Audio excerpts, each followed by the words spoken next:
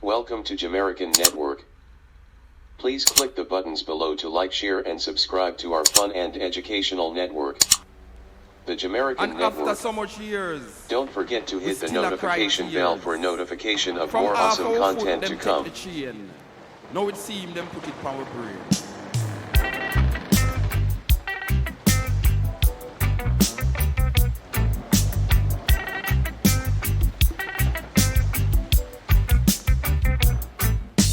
I feel remind you.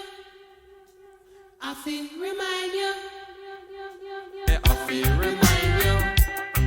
Say me I feel remind you.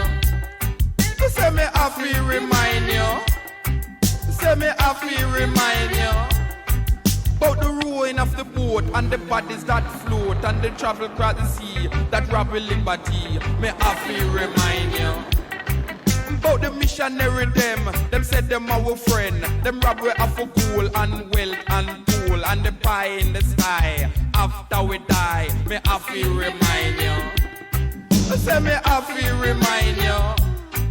About the cotton and the cane that we plant in a rain. The sun in our back, the whip that crack. Me I feel remind you.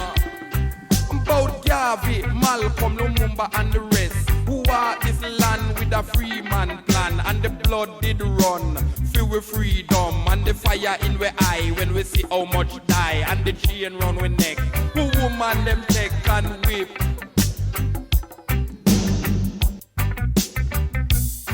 Say me I feel remind you. Say me I feel remind you. About colonial rule, that turn we fool.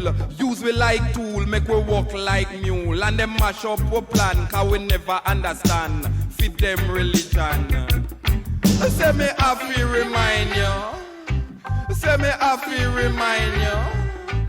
And the pain and the chain still hang on our brain. And the sons that die, we still ask why. Me I feel remind you. Say me I feel remind you. Say me I feel remind you. Say me I feel remind you. Say me I feel remind you. Say me I feel remind you. Say me I feel remind you. Say me I feel remind you. About Garvey, Malcolm, Lumumba and the rest. Who walk this land with a free man plan. And the blood did run. Feel freedom and the fire in we eye when we see how much die and the chain round we neck. Who woman them take and whip, whip, whip, whip, whip, whip, whip. Say me I feel remind you. Say me I feel remind you. About colonial rule, that turn we fool, make we walk like mule. And them mash up we plan, cause we never understand. Feed them religion. Say me I feel remind you. Say me I feel remind you. And the pain and the chain still hang on our brain. And the sons that die, we still ask why. Me I feel remind you. Say me I feel remind you. Say me I feel remind you. Say me I feel remind you. Say me I feel remind you. Say me I feel remind you. I feel remind you. I feel remind you. And after so much years, we still a cry tears. From half our foot, them take the chain. Now it seems them put it on our brain.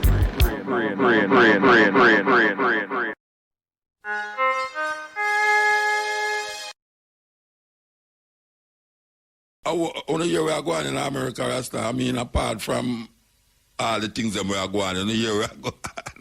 Or the year we are going. And so whole heap of things are going in America, you know.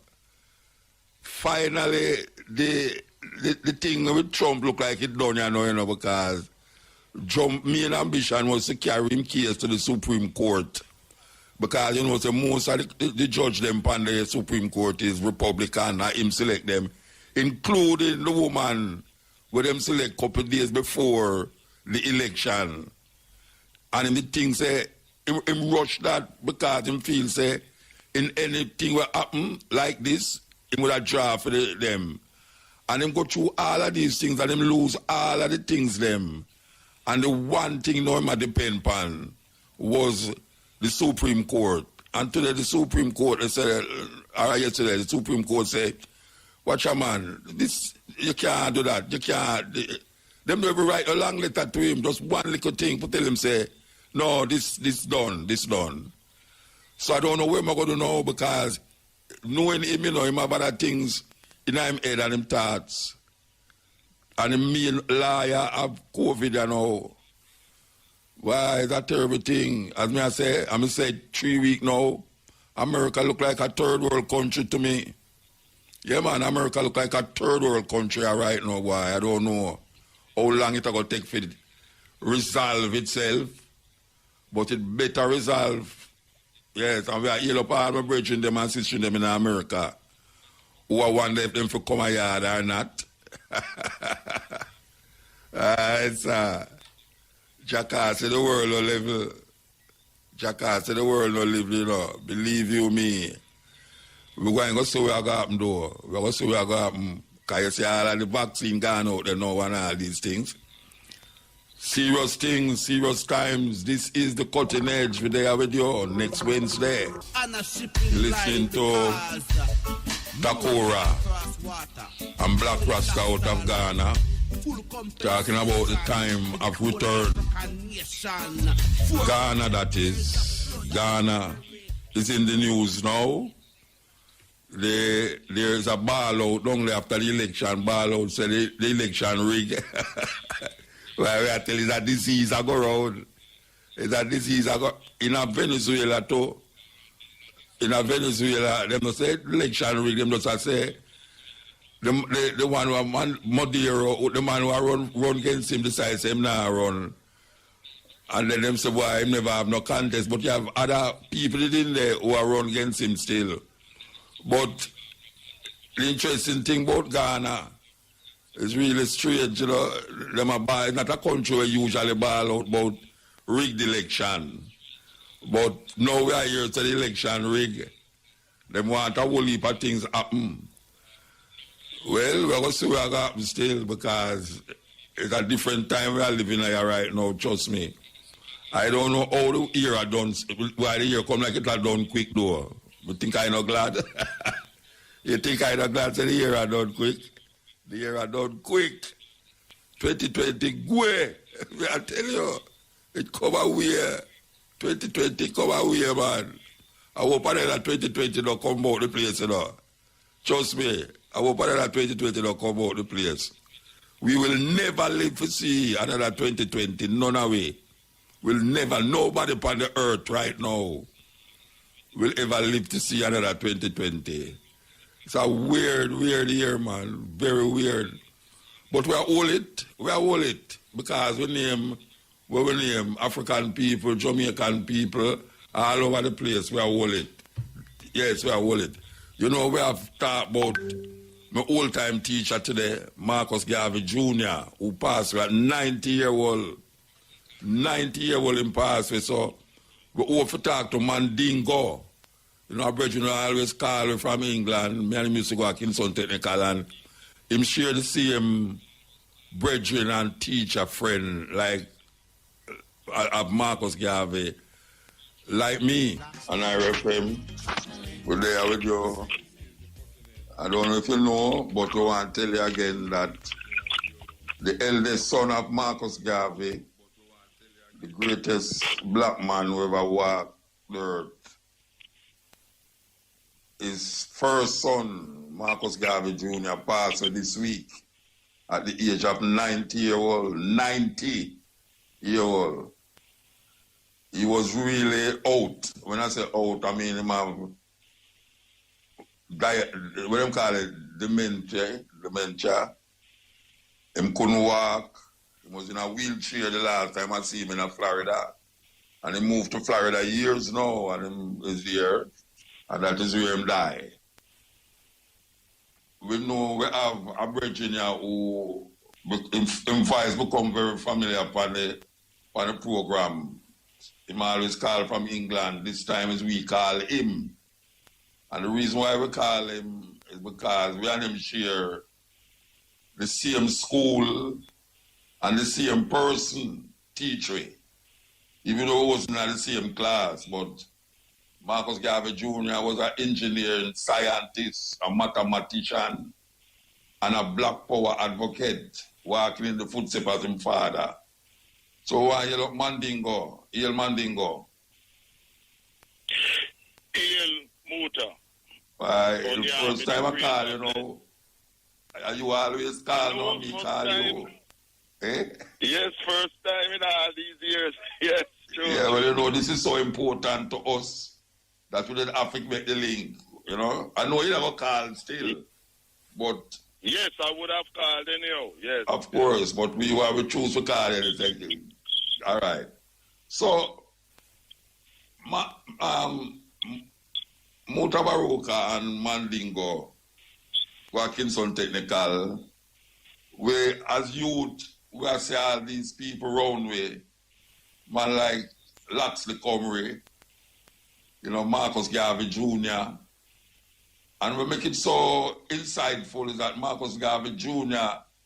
was not only we know that he was the son of Marcus Garvey, but he was very politically motivated and inclined to actually want to take over the country, like his father formed the organization, the PPP. Him had the same ambition. What do you say about that? That is totally true. Because Marcus Garvey, the father, formed in 1929 the People's Political Party, which was the first political party in the Caribbean. And it was designed to take political control of Jamaica for and in the interest of the African majority population of Jamaica. Likewise, his son, Marcus Garvey Jr., who was my physics teacher at Kingston Technical High School in the 60s, formed in 1968, when I was at Kingston Technical as his student, the African Nationalist Union, which was a continuation of the People's Political Party, but with a different name, African Nationalist Union. And we had a newspaper known as the Black Man. And it was that newspaper that I wrote my first political article in, which was published in, called African Unity in the Caribbean.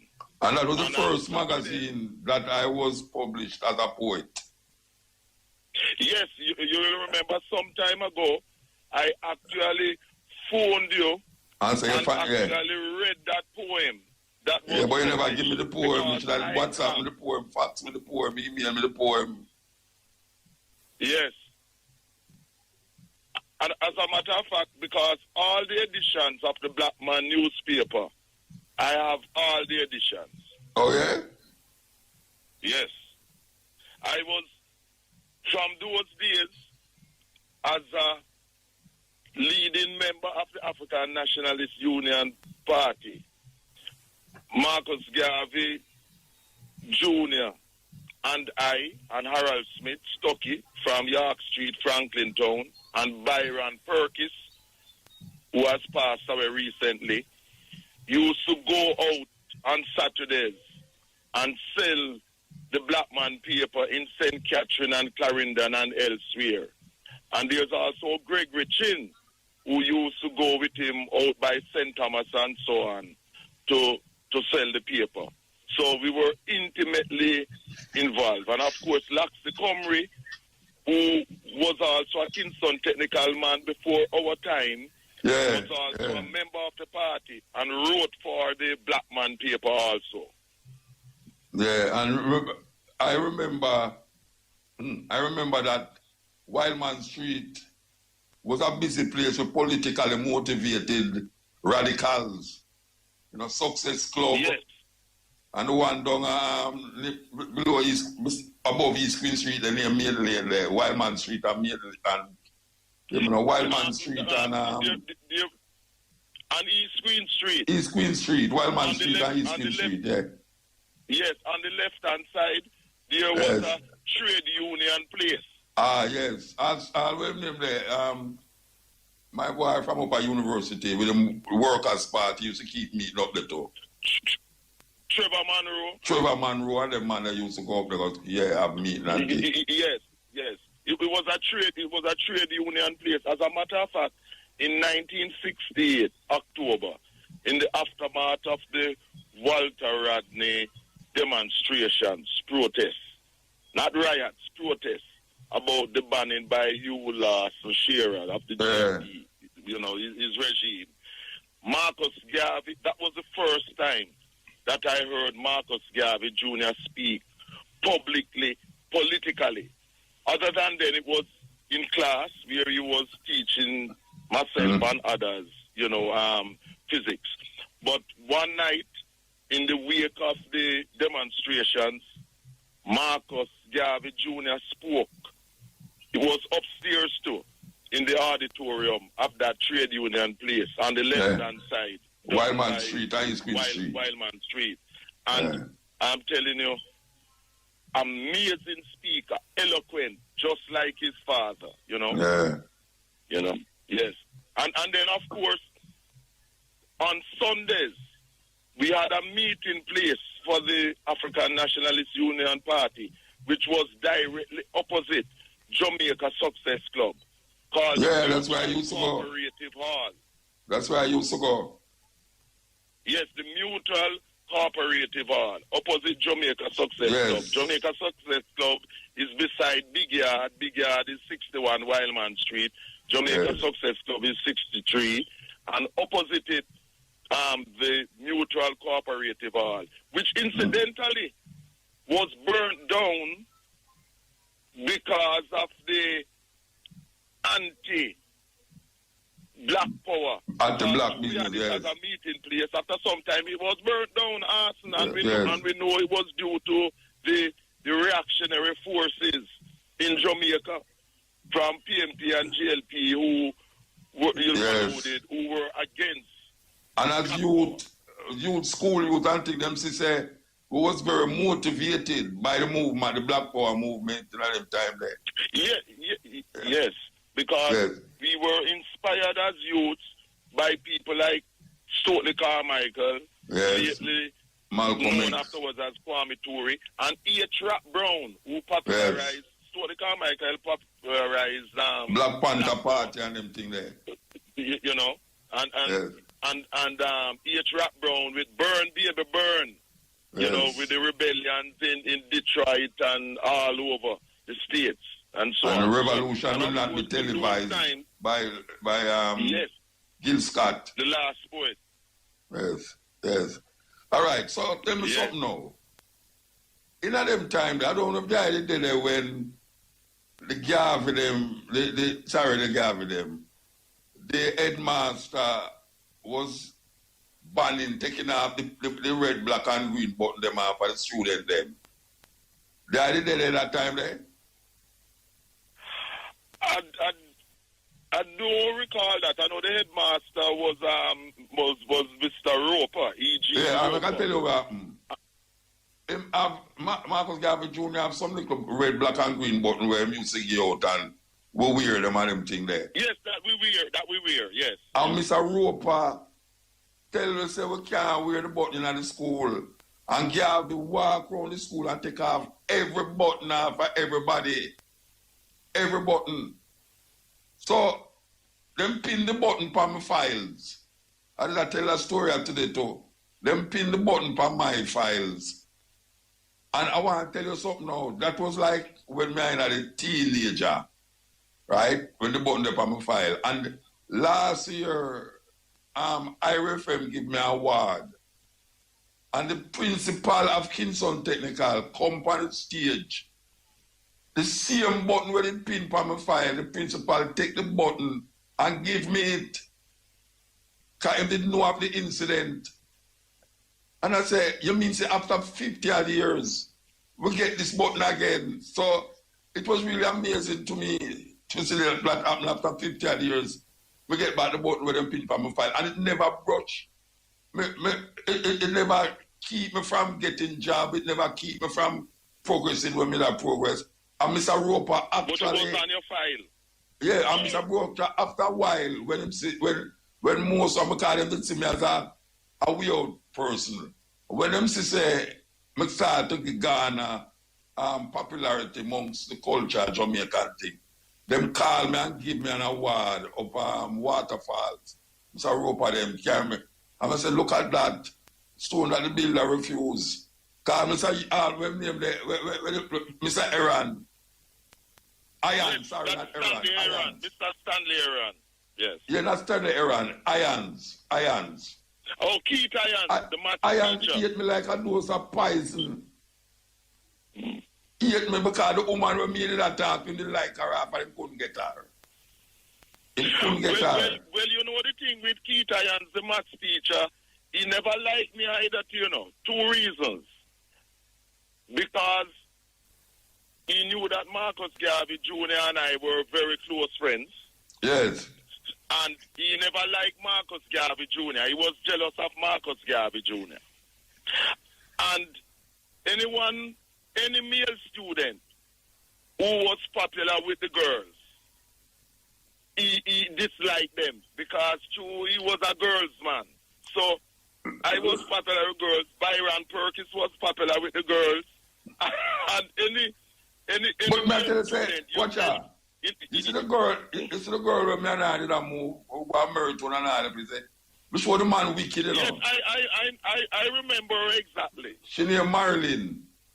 You see, Yes, true, man, the we man big knows up, me ever go out a weekend time. The man give me all 100 maths problem for doing a rasta. And when we come Monday morning, I'm not do it, the man give me detention the whole week. The whole week, that's all detention. He make me not do well while I left school, you know, I tell you. I asked me while I left school. Trust me, man. Yeah, dangerous. He was, Keith Irons was really like that, you know. And then what you know? You know. What you know? Him love the girls because him start deal with one of the student them, you know. And you know, years after, my daughter come to me and say she had to take private lesson class. I say, which part you have to take the private lesson? She say, up at Irons Yard. I say, you there for Irons Yard? So you know the danger. I tell you. We say, Irons Yard, you don't have private lesson. But if it got too old for that now. What you do? Eh? What you do? No, if it's too old for that. If too old for that, man. I don't remember much how him dead a couple of years ago. And he's kind of very old. I should have about that. Well, I'm telling you, if it was when he was in his prime. Yeah, man. Because from a girl pretty. Yeah. that was Keith Irons, man. And he used to wear these tight pants. And white socks. Yes, and like cock up him leg on the table to display. With him bulge. to display his arsenal. I tell you. Keith Irons, Anyway, man. we could go back to Marcus, you know. All right. Yes. Marcus Garvey Jr. By the way, you see that button thing? It might have been in your final year, you know, 71. That has with the I'm a final year, man. I'm a final year. Yeah, the final year. Because my final year was 1970. So, yeah. Oh, yeah, you left before me. I was 1 year ahead of you. Yeah. Mm. All right. Marcus Garvey Jr. as a political entity in Jamaica, you think, say, him have enough, him garner enough people behind him for really be a force to be reckoned with? I'm gonna tell you the total truth as usual where that is concerned. In the time of his father, the reason why the People's Political Party never won wasn't because the majority of Africans in Jamaica never wanted to vote for it, but because of British racism, there wasn't universal adult suffrage. So the majority of people, our people in Jamaica, did not have the vote until 1944, 4 years after Marcus passed away on the 10th of June 1940. Marcus Garvey Jr. told me that when he decided to form the party, the African Nationalist Union, with Brother Cyril Stewart and others and myself and so on, came on board and so, that we had universal adult suffrage, and he said, the only time he ever voted in Jamaica in his life was in the run-up to so-called independence in 1962, when he voted for the People's Political Party by lawyer, Pan-Africanist Millard Johnson. Millard Johnson, yes. Yes, that was and as a matter of fact, one Sunday Millard Johnson came with his wife, I think she was from Tanzania, at one of the meetings too. And he said that was the only time he voted in an election in Jamaica, because PNP and GLP are opposite sides of the same kind, as he said. Both of them are European-inspired and work for the Europeans and so on. And what happened in 1962 was that PNP and GLP combined to destroy the People's Political Party in terms of false propaganda and violence. When Marcus Garvey Jr. formed the African Nationalist Union in 1968 to continue that struggle, he came under the same pressures whereby PMP and GLP, that's Hugh Shearer for the GLP, Michael Manley for the PMP, combined against him as Bustamante and Norman Manley, the cousins, had combined against Marcus Garvey and others like that, because they did not want any black power, any African power party in Jamaica. So, as usual, them shelf them differences because both of them are the same neo-colonial parties. Yes. And there was a demonstration where out by Spanish Town Road, out by 3 Mile, that Marcus Garvey was leading the demonstration. And he was arrested. And the police officer who was in charge, his name was Stevenson, was in charge of Harman Barracks, what we call Harman, broke them up. We used to wear them blue overall jumpsuit, paramilitary police. They didn't, one of the Harman Barracks police was about to beat Marcus Garvey Jr., with a baton. And Stevenson told the police guy, don't hit him.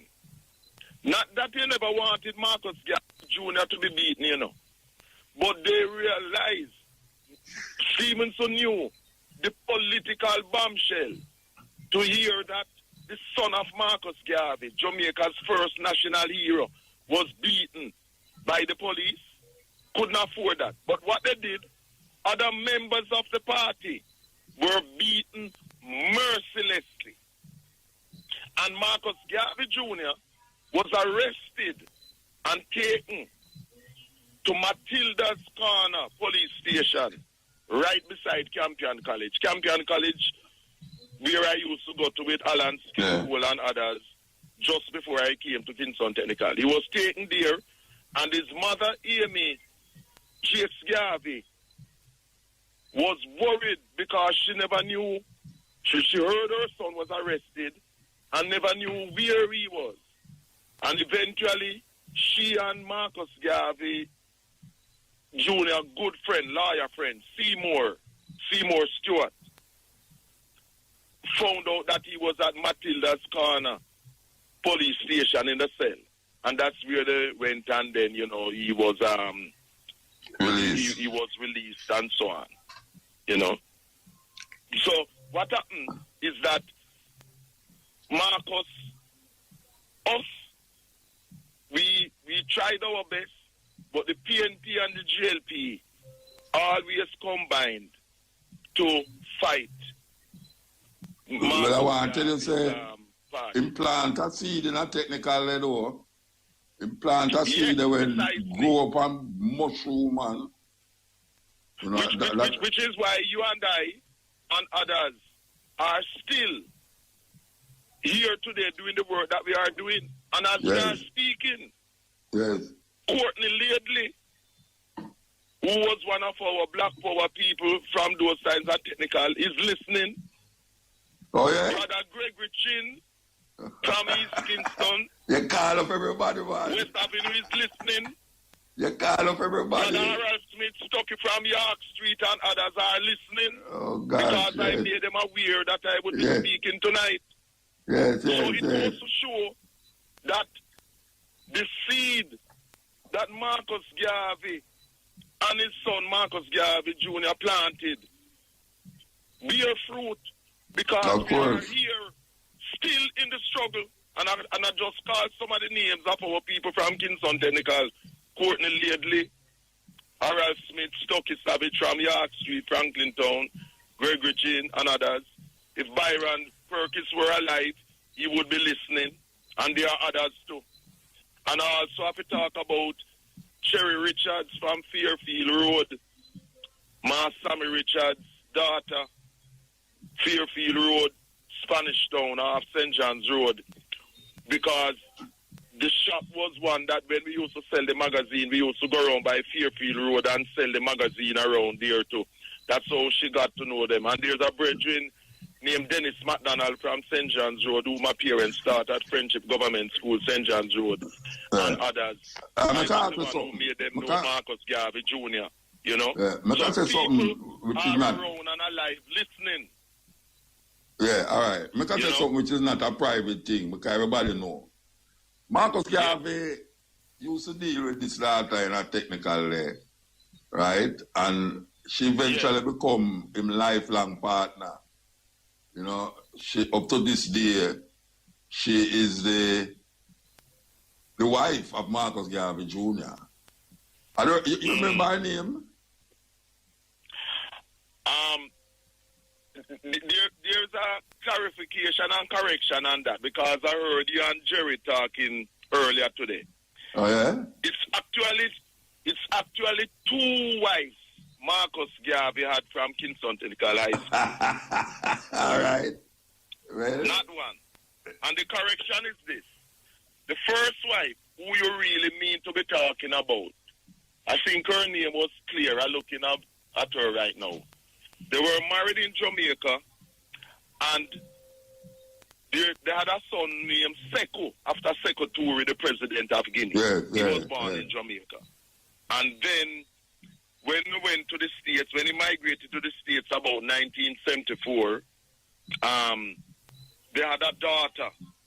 And sadly, that daughter died as a result of medical negligence by a Muslim doctor. And Marcus, to the very end, Marcus spoke to me and others who were close to him about that. You know, it really pained him how his daughter, who was born in the States, in New York City, died as a result of... So wait, it's not the daughter in a technical is married to? To get the full thing, listen to him on YouTube, Dr. Marcus Garvey Jr. and the Arab slave trade. And he goes into details about that. No, when I ask you, it's not the daughter where we know in a technical is married to? No, that was the first one. The present married one was married to for about 30 odd years. Her name is Jean. Yeah. No, when we want to ascertain is that was she the sister in a technical when we know? If it's she been married to? No, she wasn't the one. No, she wasn't the one. So which one was the first one? The first one is the one I'm telling you about. Who was a technical in our time. No, that may answer, man. Yes, but that's what I'm saying. No, wait there. Don't curve the ball for me. I'll tell you. All right, wait there. A daughter we used to go technical. Marcus Garvey never married to her. Yes. Then that me I say, Marcus Garvey is married to another technical. Yeah, but what I'm saying, but what I'm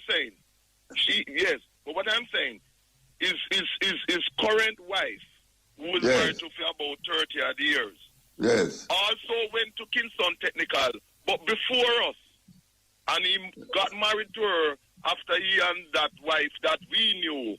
Okay, so the two daughters go to Kingston Technical. Exactly. That's why I say two Kingston Technical wives. Because when I see her up in Florida, she said, if me remember her, I said, no, I remember. She said she used to go Kingston Technical. Yeah. Her name, the one that you saw, her name is Jean. Okay. And she's from Rallington Town. Yes, originally. yes. Okay. Jean. Yeah. All right. And as a matter of fact, it was actually Laxley Comrie who introduced them to each other. Yes. I'm talking the last wife, Jean. It was Laxley Comrie. Yeah. I see that. All right. Yes. Him go Florida. I know he didn't contact with him at Florida because it's only one time I ever see him at Florida. And the only reason why I come at the show is because them tell him say me I go there. So him take the opportunity to come in and wheelchair and Ray and all them something. All right. Because he had the Alzheimer's disease by then, you know. So how long him there in Florida before him start to develop them sickness there? Well, I tell you something.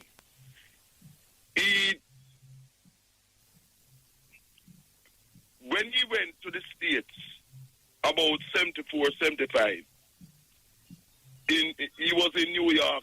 He was in New York City, and he lectured at City College, which is University of New York. He lectured in physics and so, and he did another master's in physics and did a master's in electrical engineering and so on. And he also lived in Teaneck in Massachusetts, because I visited him in the 80s at in Teaneck, Massachusetts.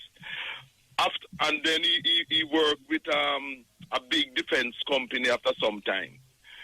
In 1992, a little before 1992, the 500th anniversary of the African Holocaust there, he became the President General of the UNIA and ACL, the 7th President General and so on. And he came to England. I arranged for him to come to England all in 1987, the centenary year of his father and so on. But after a few years in the 1990s, sadly, he found out that Alzheimer's had started gradually. And so he had moved to Florida, and, you know, that's why he had to give up the position as the President General of the organization because of that. So, we are in 2020 now.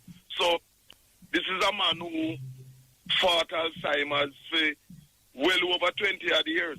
Yeah. And no fears that we are fighting, man. Plus other things.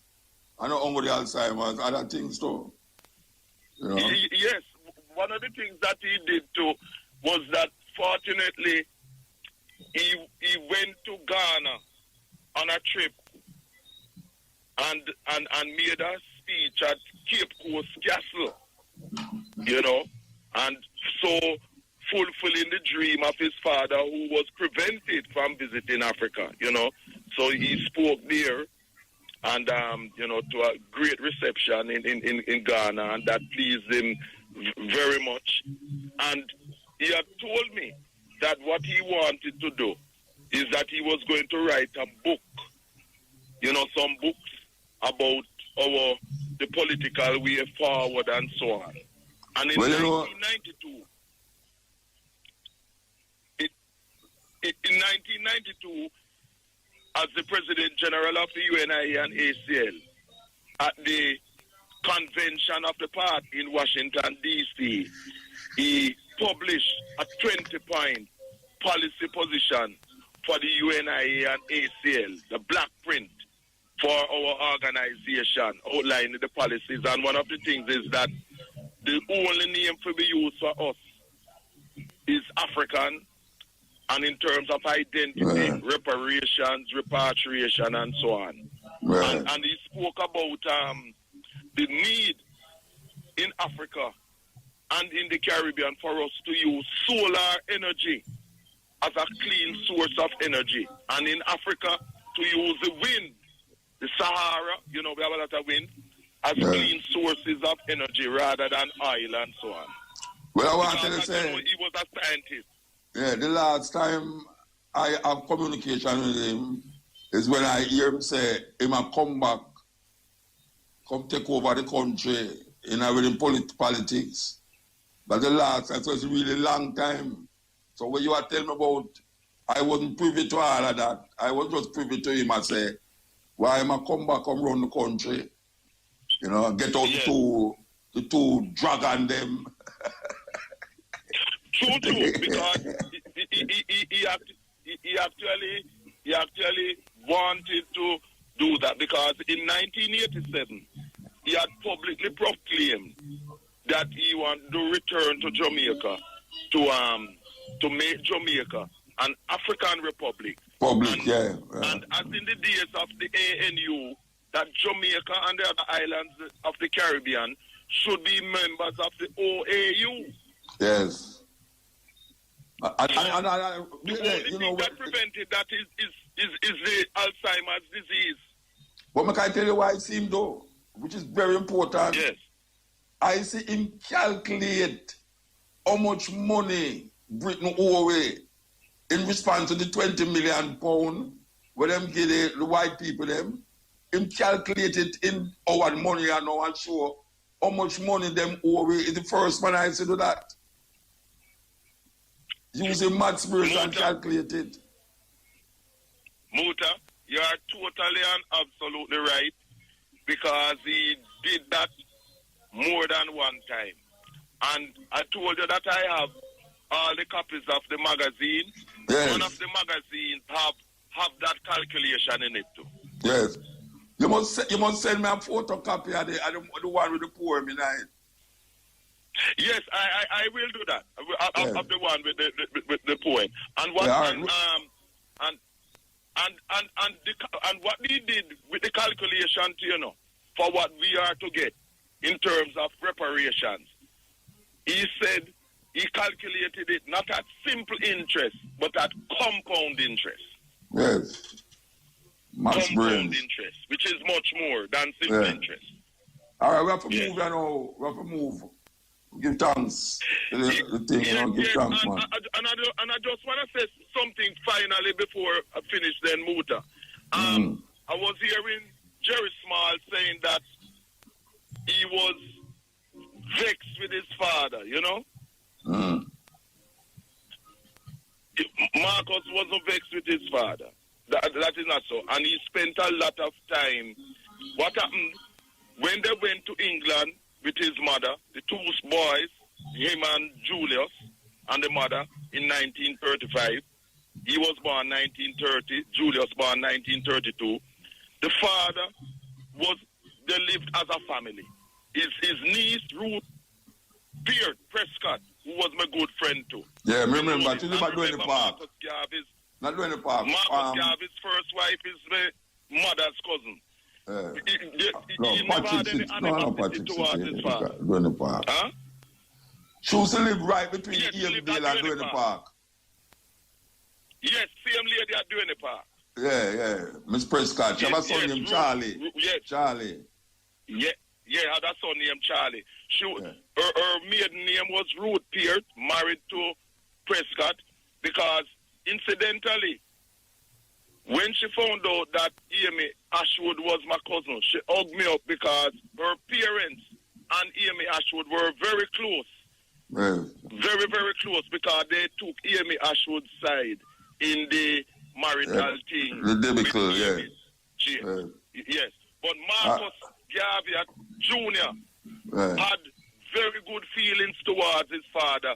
He never had any animosity or bitterness. There was no so-called separation thing. What happened was that Marcus Garvey, I have to make this straight, Marcus Garvey went on a trip to Canada, and when he came back, Amy Jakes had left for Jamaica with the boys, and he was angry about that. Okay. We have to set the record straight.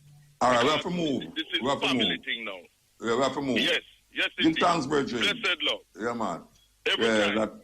That was Mandingo, a schoolmate of mine in a Kingston Technical. We're just going through Marcus Garvey Jr., who passed away this week, a 90-year-old mathematician, engineer at his highest level, and Black Power advocate. This is the cutting edge. Icons, so much people who come for sure with the way we still suffer. We look like we are looking for heroes, but the heroes them don't know, We have to become those heroes who we're searching for. Are we this? So if you think say you're going to find another Marcus Garvey, you make a sad mistake. There'll be no more Marcus Garvey.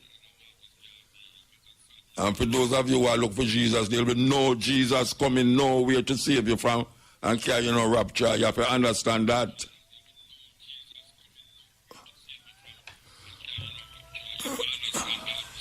So you have to know, because Rastafari kind of get a kind of strange way to me. Sad to say it. It kind of gets strange to me. Because we realize them use religion to pacify away as rebels, as warriors for revolution, for freedom.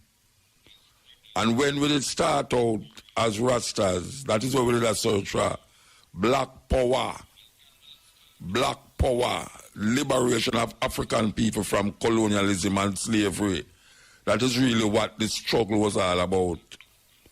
And in the 60s, when the Black Power movement was rampant in America, led by people like Stokely Carmichael, Malcolm X, as you man talk about Rap Brown, Eldridge Cleaver, Angela Davis, all of these people was fighting for Black Power.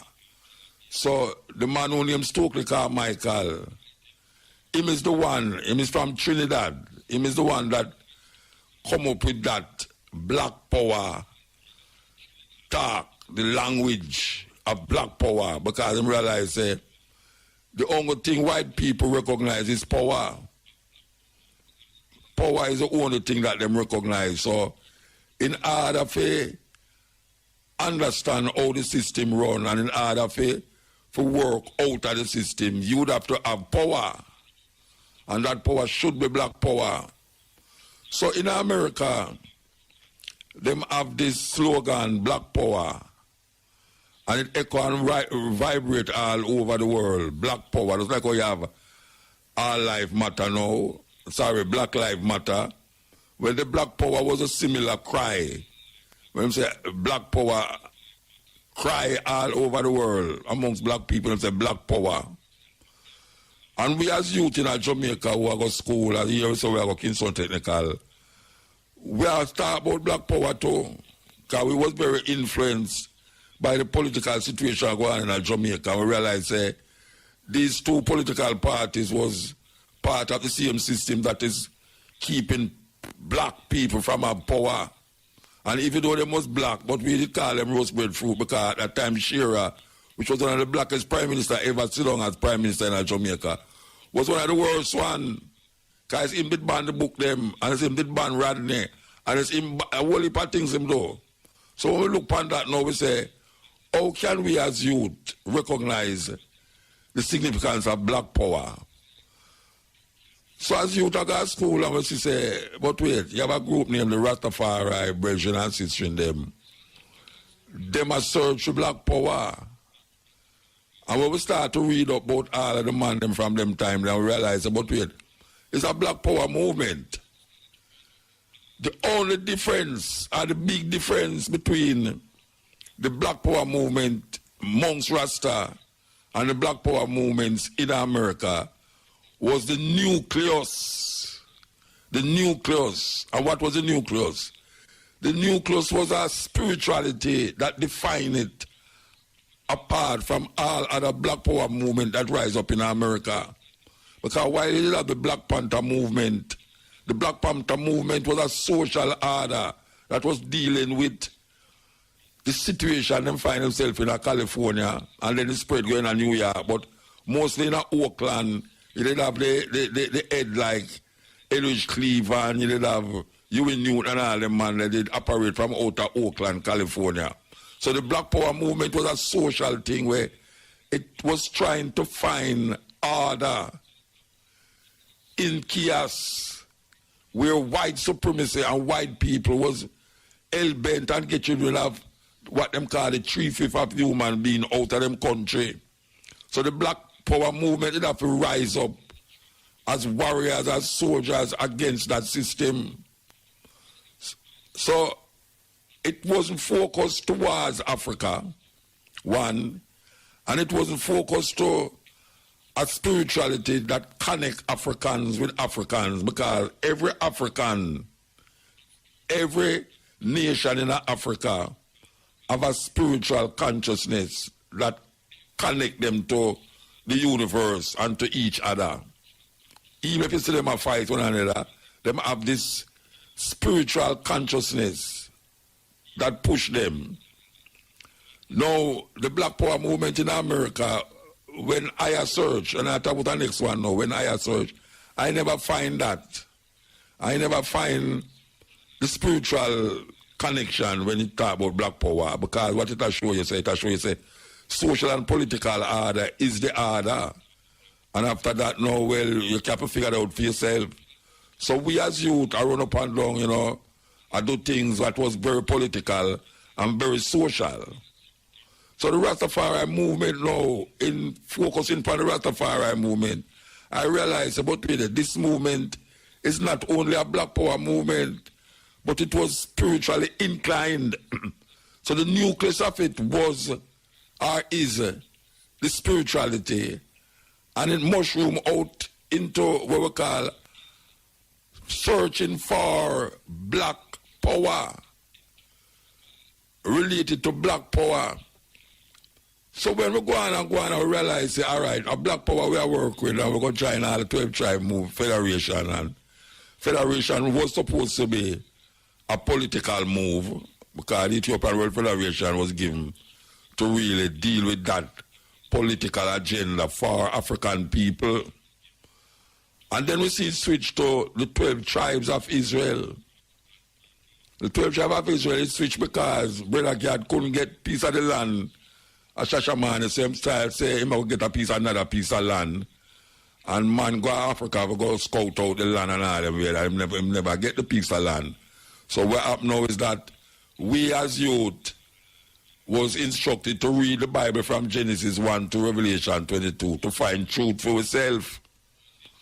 And a whole heap of we as youth, when we don't read the Bible, realize, say, watch a man, we don't know Jesus business, you know. So we take for the Naya being gay.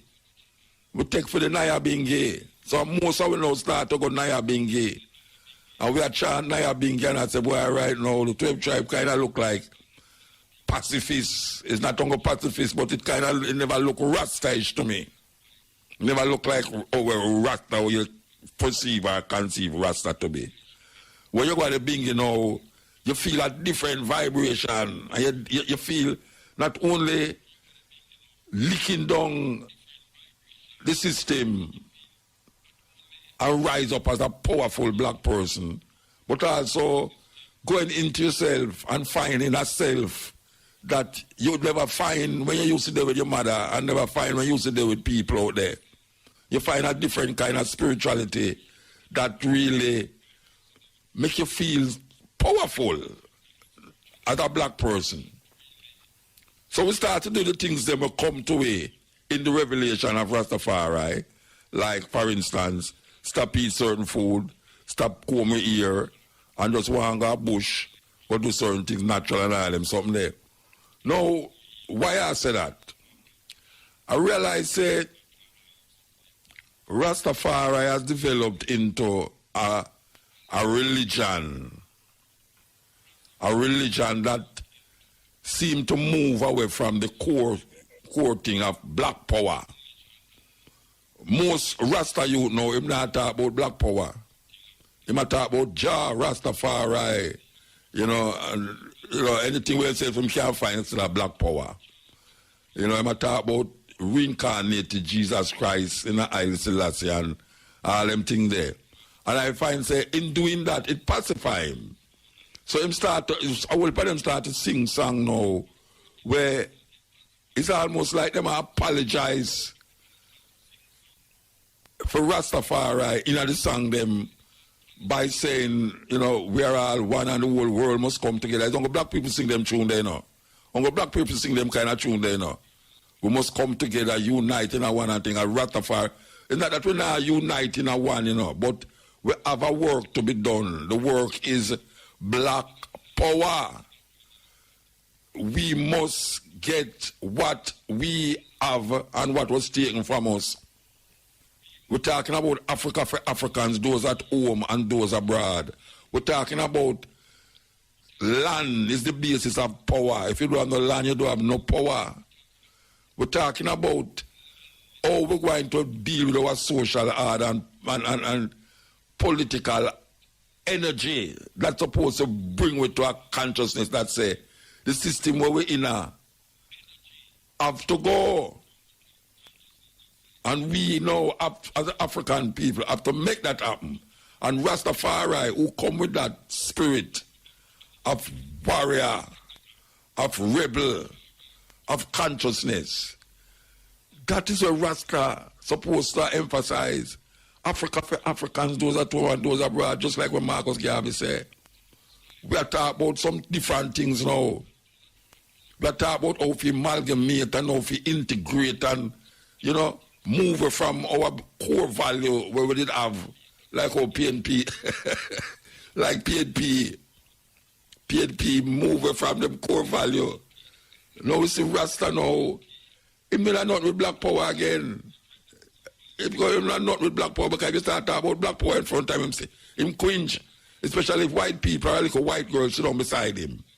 If a little white girl sit down beside him and you just come and start talking about black power, it's like him want to apologize for me. Him apologize to say, boy, right now, I saw him stay, Now watch what I say, them kind of talk, there's madness. It's madness.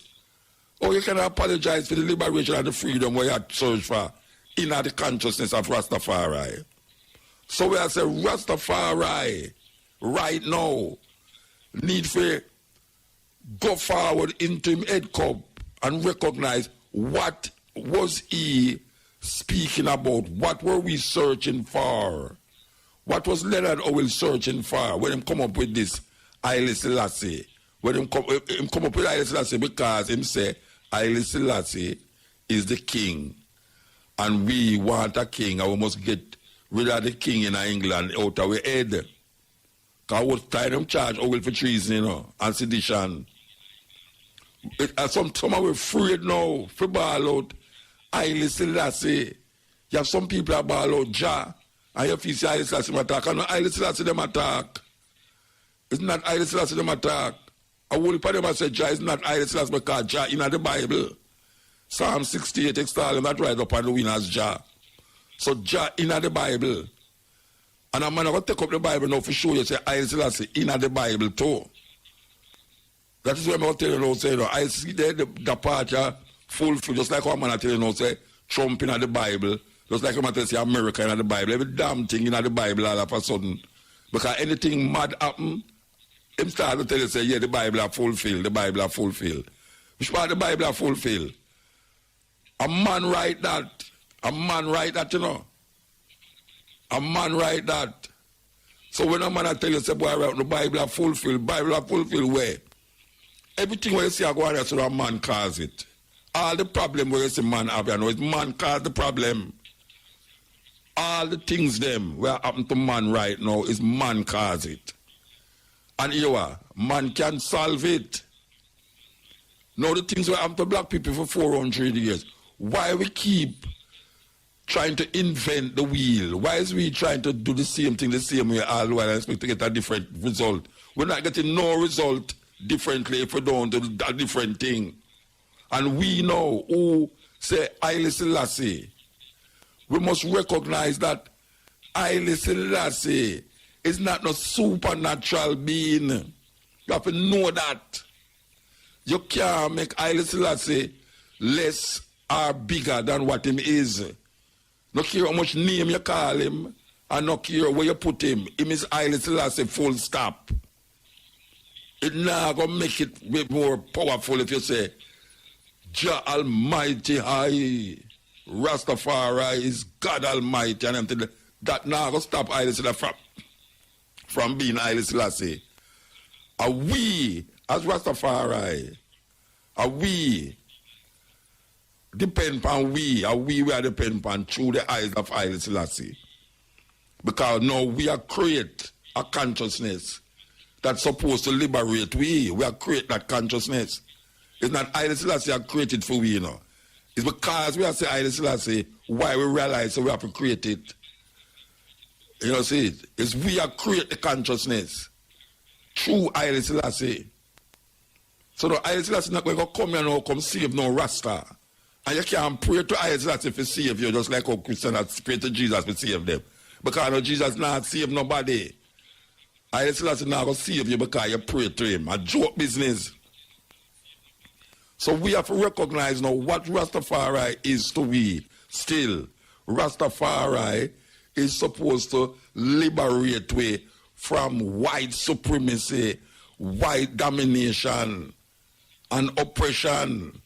And we must use with head cup, not with them give away. Because for them things can't free we from for them things. We have to go forward into a head cup. We are into what we call Sankofa. And bring forward what was we all the while.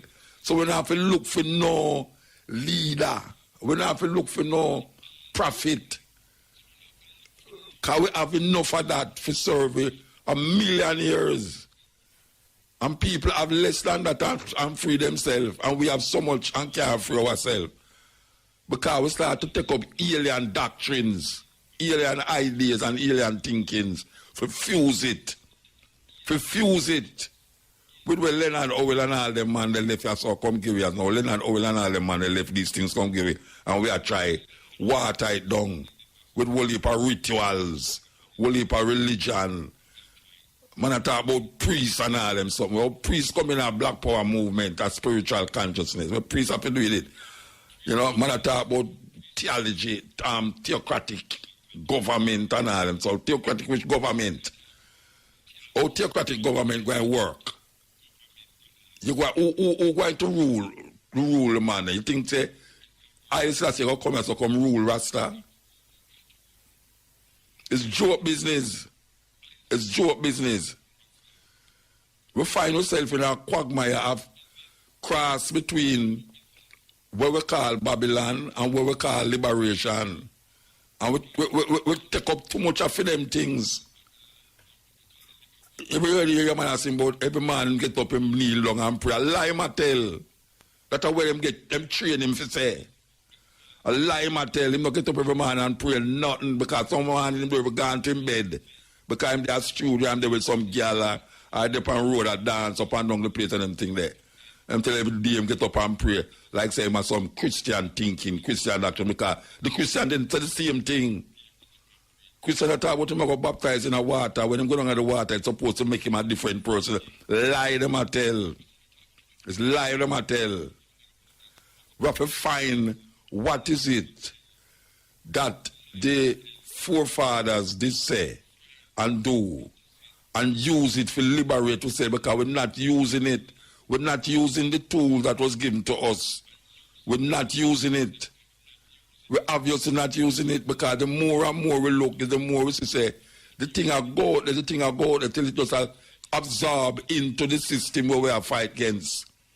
We have been absorbed. Here, Rasta now starts, them a politician, and them a PNP, so I say them a GLP. Oh, Rasta become PNP and GLP. Oh, Rasta become that. You have long locks, man, I run down bus, and I jump on bus, and I have him orange flag and him green flag, and I go on like say, I fight you, because you know, say none of them, or because you say one of them. Oh, we reach this, so. When we know, say, all of them people that did done persecute Rasta over the years. All of them people that did put Marcus Garvey in a jail. All of them the people that call with dirty nasty Rasta boy, them and have no sense at top, oh man of God, and all them something there. And we still not find ourselves. We still not find ourselves. We want the people them wake up, especially the Rastafari brethren and sisters them, to wake up. Wake up. All those who put them faith in a reggae music, must understand, say, turning the music into some like a religious talk is not going to help with. It's not help with turning the music into some like a religious talk, but like say, he might do some hymnal, some church chorus talking. Rasta talk like Christian now. How that work out, so? So I see it, me the course. We can play a song, yeah, man. We can play a song. This is the cutting edge. And I refer.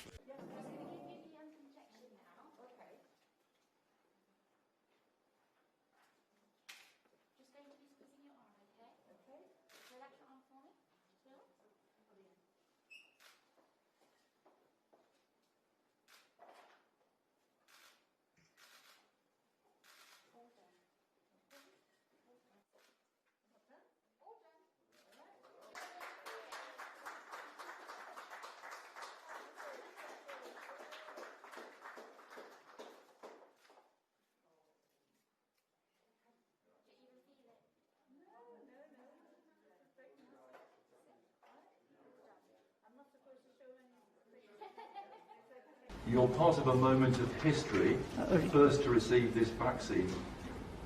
How does that feel? It hasn't sunk in yet. I can't really answer that question yet. It's just really, I don't know what to say. It's just overwhelming, I suppose, really. Yeah. And what do you say to those who might be having second thoughts about having this? Well, I would say go for it. Go for it because it's free and it's the best thing that's ever happened at the moment. So please go for it. That's all I say, you know. If I can do it, well, so can you. But there, man, don't feel away, but there. This is the stepping razor. Very unusual version of the stepping razor, but we have to work with it still. We have to work with it. You know, the tune we played before, well, we start out with that tune by a brethren Michael Tuff out of England, and then the next one we play was a brethren named Buzz Rock. Hey, Buzz Rock, me love that tune there, you know. Yeah, me love that tune there, Buzz Rock. Bringing up a child and what happened to the child, yeah, man. And now we're on Josie Wales and Busy Signal before the news. So, here we go. This is the stepping razor. As I say, it's a different kind of stepping razor. You know, for those of you who don't hear, but them roll out them vaccine in England. Yeah, the first person to get it was a 90-year-old woman. May I tell you, 90-year-old. And the next man, the woman was 90-year-old, and the man, the first man who get vaccinated in England, here him name, William Shakespeare. Him name William Shakespeare. So it continue. Me hear that. Them I tell you now, them I give you a warning about it because there's something happening. Them say British regulators said people with a history of serious allergic reactions should not receive the biotech Pfizer COVID-19 vaccine. Regulators revealed 2 reports of possible allergic reactions from people who received the shot, and the first day of the country's mass coronavirus vaccination program. So them say them are looking into it to find out what is it that cause that allergic reaction in the two people them. So, as we say, it really a go on. Now I go stop it, and we hear now say a whole heap of people now who in America decide say they are going to take the vaccine. I don't know if it's because them say the amount of death around them, but me I tell you, America is a death house now. Terrible death thing are going over there, you know. And we hear that it now reach us, so I mean not the death, the vaccine. Well, you know, the death raised because of the thing where them have the other day, the Thanksgiving, because 7 days after now.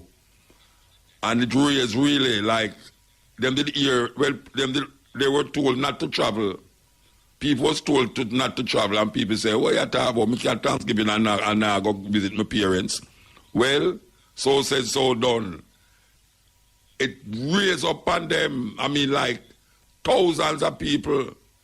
And I think really and truly it affects a whole heap of people psychologically, especially the caregiver them, who amongst the people them, who are help the people them, and then the next day them come, them see the people them dead. That really is devastating to anybody. So we now go get it, well not we, but the government now go get to bring it until maybe near to the end of next year. All these arguments about vaccine and, you know, people are got mandated and all them way there. Apparently, it don't look like we're going to say any mandating are going, but we are told that the government of Jamaica get 270,000 for really deal with the vaccine thing. But when we look at where we are going now, they must say the second half of next year before it reaches us, because, you know, America have to take care of them one first. America have to take care of them people first. That is what me hear Donald Trump say. And I will if America and agree with him. Say, you can't go ship with the thing for help we. We are going to help we, given where we now. And then you come tell me now, say, you're going to get other country. So, Jamaica, anywhere, anything where you do for prevent it or keep it away from you, just keep doing it. Keep doing it because them say, for those who have you that depend on a vaccination, you know, you know, go scook. And maybe when the vaccine cup, it go and burn up. Not going to cook, but it go and go roast and bake. So we just tell you, say, according to them projection, the vaccine now going to reach until next year, about June or so. So, meanwhile, you know what to do. You have been told what to do, so just keep doing it. This is the stepping razor, the art of war. Yes, you know, this is not funny, but it's funny. For all the people who are planning to take the vaccine, you have at least 8 months to find out if you should take it for real, because by that time, you have millions of people who get it. Yes, by June, millions, especially in America, millions of people are going to take it. So, should we now get it until June, July, and all them way there? We can see if it work. If it work. Maybe have all 2 years, 3 years to find out if it work too. Yeah, you understand? We have 3 years ago and because them think they have a little retroactive kind of way about it. So for those of you who kind of want to take it but don't know because you're not sure, as me say, you don't have till the middle of next year to see how it react for millions of people in England and America and other places. Yes. So, yes, that's it. We a follow we are going in Ethiopia. I don't know much people follow we are going in Ethiopia, you know, but some serious war are going in Ethiopia. And a whole heap of brethren and sisters we have over there in Jamaicans, in Chachamani and Addis Ababa too. So we have to really watch what's going on. So we want to play a first clip about really what is happening here. Given that the Prime Minister the other day did get a Nobel Peace Prize because for years Eritrea and Ethiopia was at loggerheads, and now him ushering a new era in Ethiopia But we say I'll eat Eritrea and a giant theme army and a fight the Tigray people them. So we want to play this clip here from BBC and then we're going to play one from Al Jazeera after, if we have time. If we have time. So here we go. To now. Ethiopia, where Prime Minister Abiy Ahmed has announced a, quote, final military operation against the defiant Tigray province in coming days. The federal government has carried out what it calls surgical airstrikes on the Tigray capital of Mekele and has denied reports of casualties. Ethiopian leaders have so far resisted international pressure for mediation with the Tigray rebel forces. But fallout from the two-week conflict has the potential to destabilize the entire region and has already kicked off a humanitarian crisis. These are the weary faces of a conflict that is spilling out beyond Ethiopia's borders. Aid groups say 25,000 people have now fled to Sudan since fighting broke out. Half of them are children. Some may not see their fathers or husbands again. We came with the clothes on our backs. I don't know where my husband is. I've been looking for him for 5 days. I don't know where he is. I don't know what happened. There was heavy fighting and many people died. After that, they told us to leave, so we fled. Everyone did.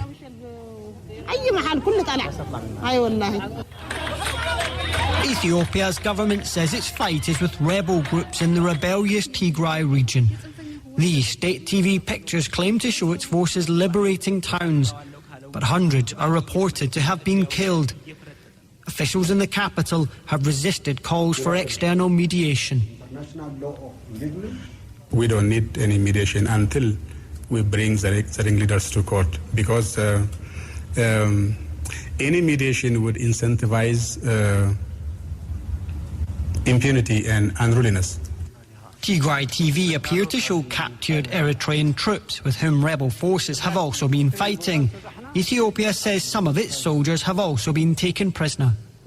Capturing our soldiers, our commanders, generals. We don't know where they are now. Truly speaking, we don't know. Our commanders, they are in jail. We don't know. Maybe they are not alive. Ethiopia's Prime Minister has promised a final military operation in the coming days and said he's ready to reintegrate the swelling numbers of refugees now trying to survive on the banks of the Tekezi River in Sudan. For some background on this story, I'm now joined from London by Ahmed Soliman. He's a researcher with the Africa Programme at the Chatham House think tank.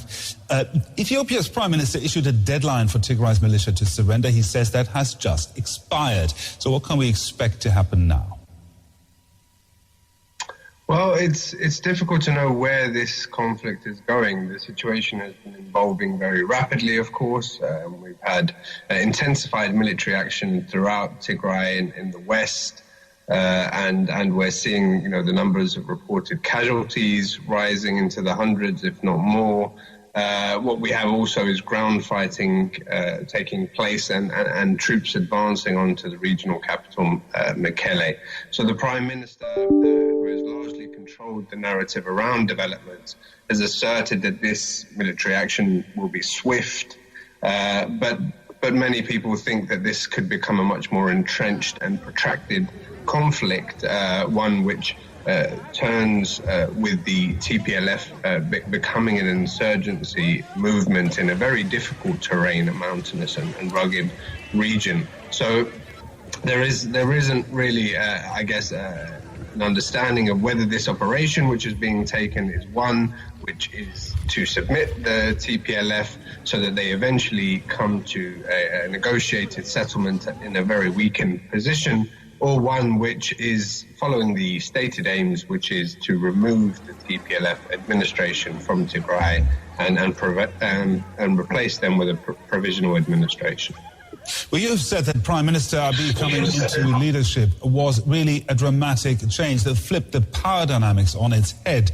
Is he risking to destabilize the whole region there? Yes, I think that there are wider regional implications and the possibility of protracted conflict we're already seeing could have really terrible effects for the broader Horn of Africa region, for East Africa, an area which has seen cyclical conflict over many decades, and which was just, I think, under as well the emergence of Abiy's leadership, beginning to look towards increasing integrations and stability. As your report shows, and unverified reports of Eritrean fighters being involved in alongside the federal government forces. But what we do know and has been admitted is that the TPLF have said that they have targeted the Eritrean capital as well as border positions with missiles. We also know that Sudan, as another neighboring country, has its own very delicate transition with a civilian military administration, and the influx of tens of thousands reported by the UNHCR, up to 25,000 as your report put it, increasing every day, potentially into hundreds of thousands of civilians fleeing the conflict in Sudan, could have an impact on a region which has its own intercommunal tensions and which has been experiencing its own troubles, which could have a broader impact on the Sudanese transition. A brief answer, please. Do you see any solution to this? Any prospects for international mediation, perhaps? And who could do that? I think the timing is right, needs to be right for mediation at the moment. The federal government has said that it is not open to that. If the conflict becomes worse, if it becomes more protracted and losses are felt on both sides, there could be an opening and traction for negotiated settlement and bringing a truce to this conflict. I think the international community needs to continue its strong messaging to de-escalate, to bring truce and to allow humanitarian access. And they also need to prepare who the mediating team would be, whether that would be mandated through the United Nations with African statesmen in charge, such as the AU chair, Cyril Ramaphosa, and the IGAD chair, Prime Minister Abdallah Hamdok. So I think the only way forward for Ethiopia really is through inclusive dialogue and through coming to a negotiated settlement. Ahmad Salamat in London, thank you for this. Yeah, that was a broadcast from the BBC about the developing issues that is taking place and the war. Because I have to call it a war, it's tribal war.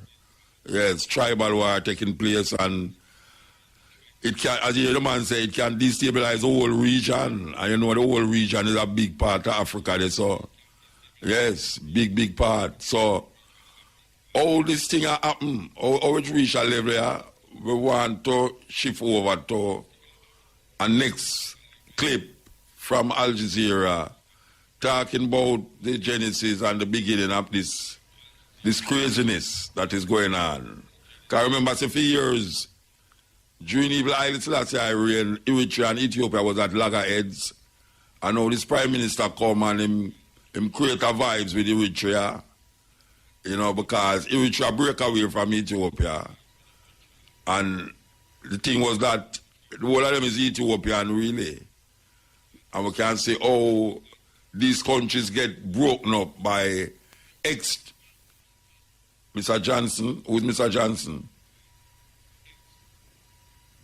Okay. Oh, yeah. Well, sorry. Yeah, sorry, Brethren, sorry, you know, because may I tell you what the thing I got to, I don't remember these things. Good afternoon. Good afternoon, sir. Good afternoon, Muta. How you doing? Well, I'm okay, you know, but I didn't get away from me. I never remember about this interview, yeah, but give thanks that them remind me. Yes, and we're still on. Good. Yeah, all right. Well, I can tell the people them are going now. There is, all right. I should have make you tell the people them are going and how I get involved in it, because you tell the people them are going. Hi, good evening to your listeners. I'm representing Trees That Feed in Jamaica. It's an organization that we're promoting the planting of fruit trees that will feed your family and create business and have your children take good care of the environment. We have been working for quite a number of years in Jamaica, since about 2009 going on, and our work has spread to Haiti and parts of Africa and India. We're in the Pacific area also. We promote the planting and the production of a number of assorted fruit trees. But breadfruit is our flagship crop. And why breadfruit? Why breadfruit? Why breadfruit? Breadfruit. It's a flagship crop because breadfruit, one tree can feed a family of 4 for even 2 generations. A tree will live for up to 40 years or more. Yeah. And produces constantly. And right now, there are a number of interesting things going on with breadfruit, even here in Jamaica. The flour produced from breadfruit. Muta is gluten-free. And, you know, there are quite a few people who cannot handle gluten, none at all, like in your regular wheat flour. Yeah. So we are trying. Trees That Feed started by Mary McLaughlin, a Jamaican lady, and her husband. They live in Chicago, Illinois, and that's where they operate from. They seek funding from people, donations, and they use it to purchase trees in Jamaica and give them out to farmers, individuals, households. You will remember that's how you partially got involved because, you know, you were able to pilot the handing out of fruit trees to the organic market in Barbican.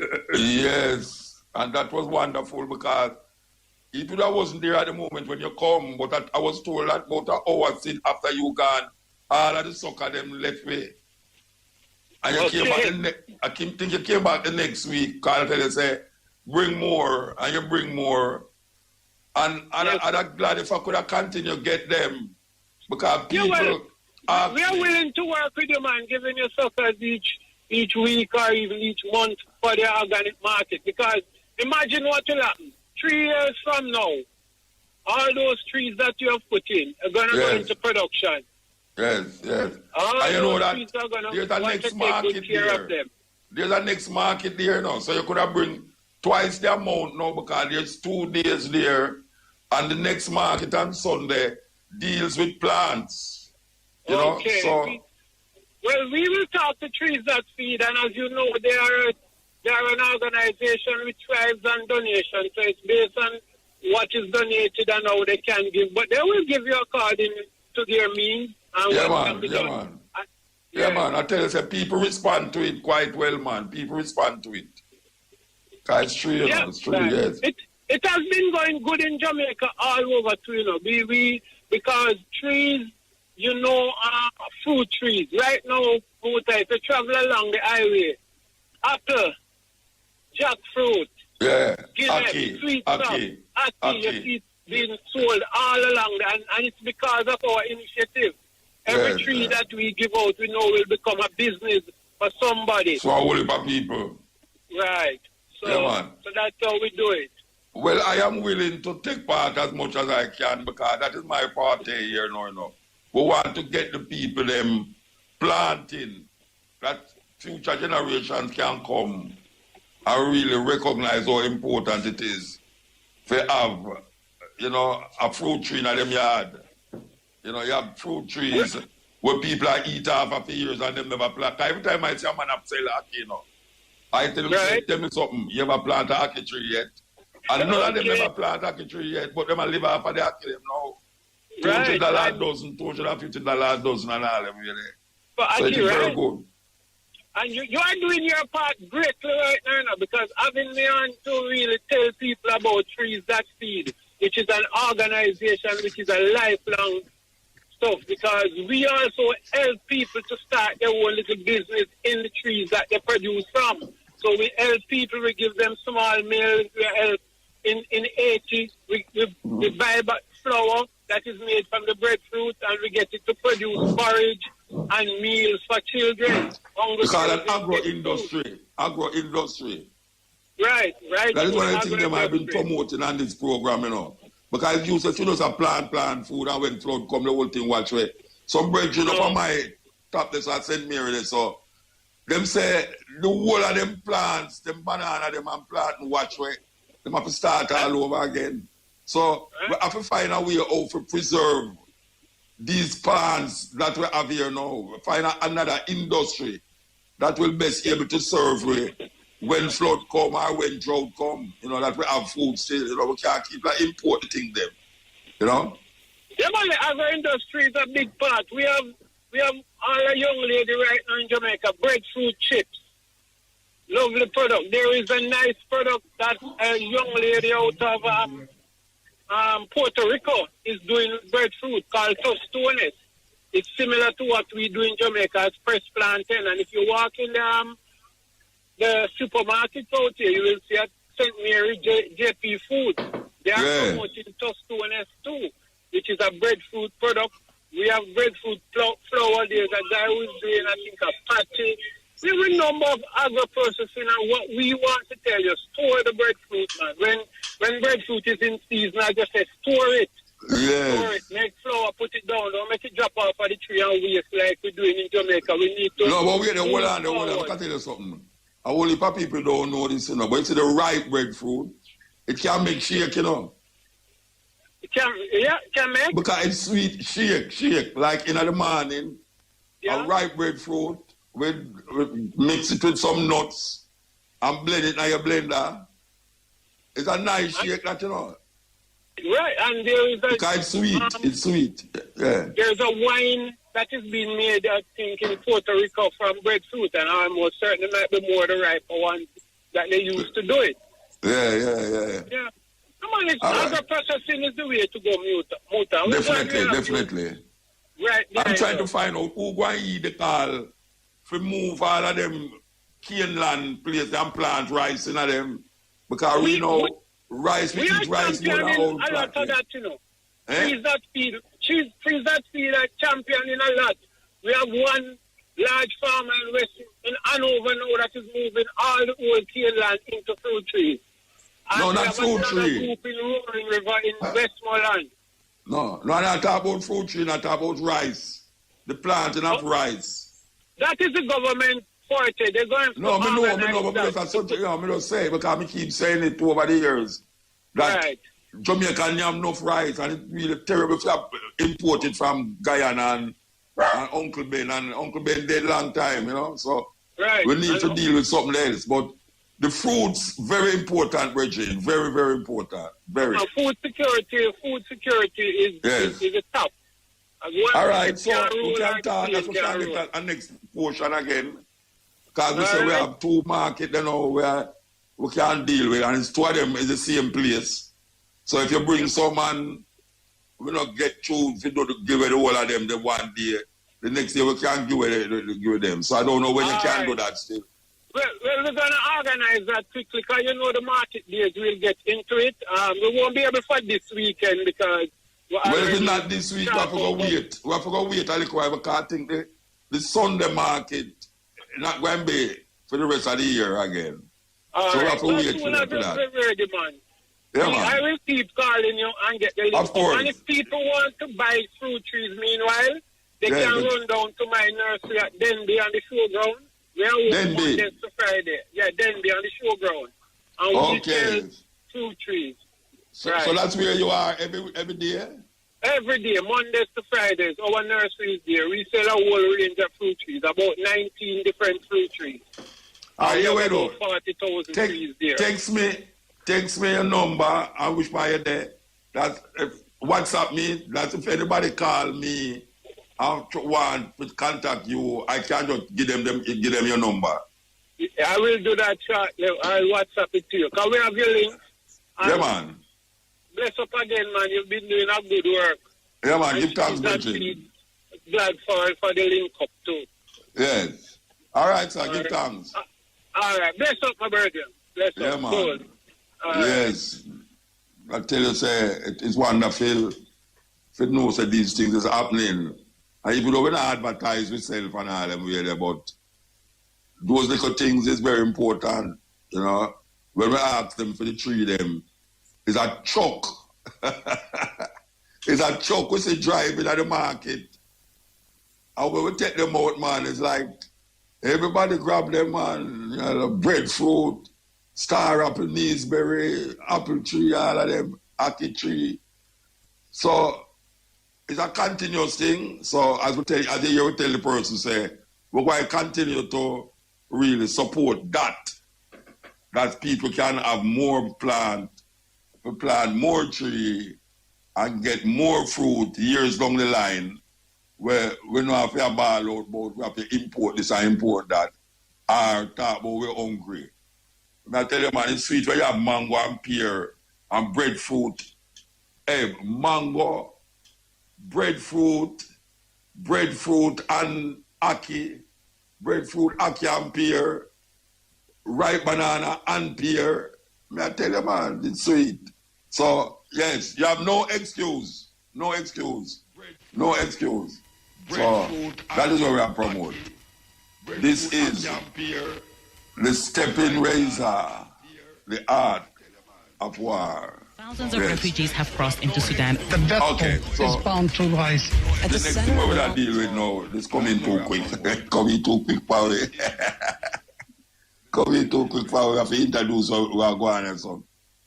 All right. A while ago, we just played a BBC report about the war, the continuous tribal war we are going in Ethiopia, and it is intensifying. It is intensifying, and it's getting more bloodier, and refugees running across the border into Sudan and all these places from Ethiopia, which will impose a problem in Sudan because you have Sudanese them around from Sudan too, you know, and then Eritrea in the war with the government of Ethiopia. So we want to play this clip and all to make the people them listen to what this is happening here. Because if we can line it up, yeah, we line it up. So here goes. Yeah, here goes. Let's talk about the fighting in Ethiopia. The government's launched a military offensive in the north, in a region called Tigray. The conflict could turn into a civil war. Thousands of refugees have crossed into Sudan. The death toll is bound to rise. At the center of it all is Ethiopia's prime minister, a Nobel Peace Prize winner. War is the epitome of fail for all involved. He would know. Abiy used to be a soldier who now has another fight on his hands. So how did the fighting start? And what is this conflict really about?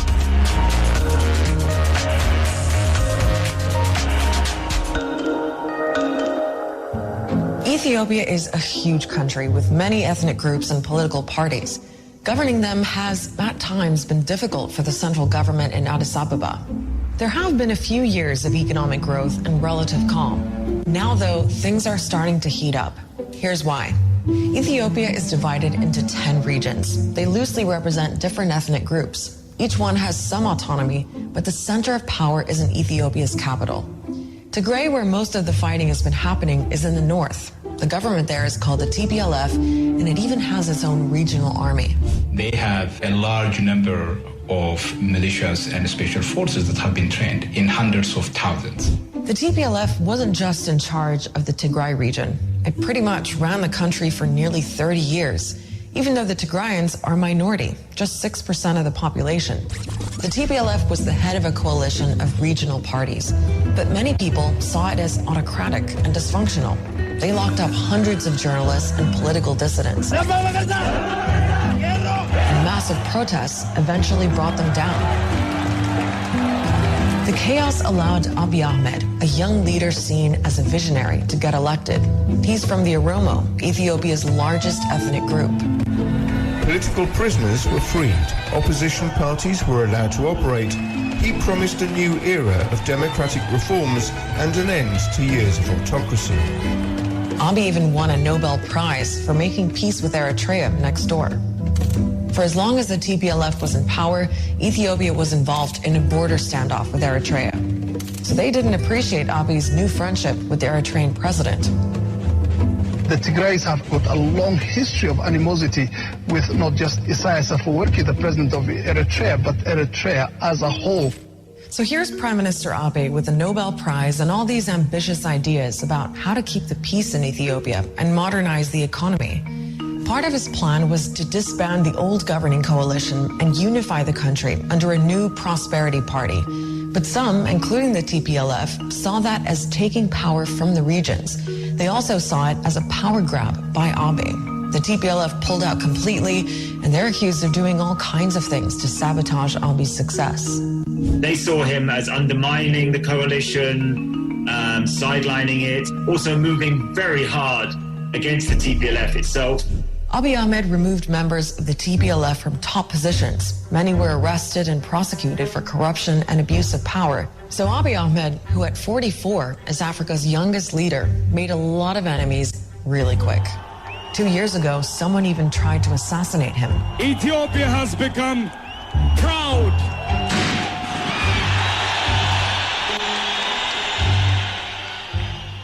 So that brings us to what's happening now.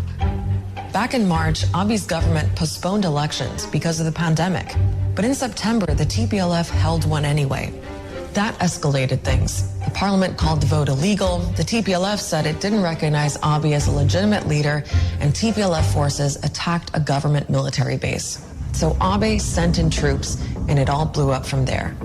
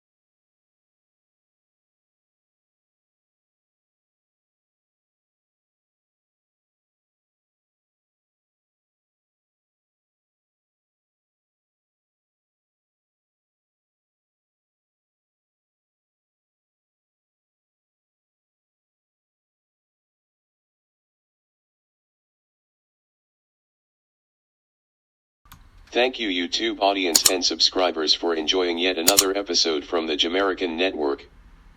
I, Paul Hay, certainly appreciate your interest and support. If you want to not miss out on any and all episodes, you can click the subscribe button below, and activate the notification bell and click all, to be notified whenever I post other thought-provoking episodes. Once again, thank you, and blessings. Oh, please share also.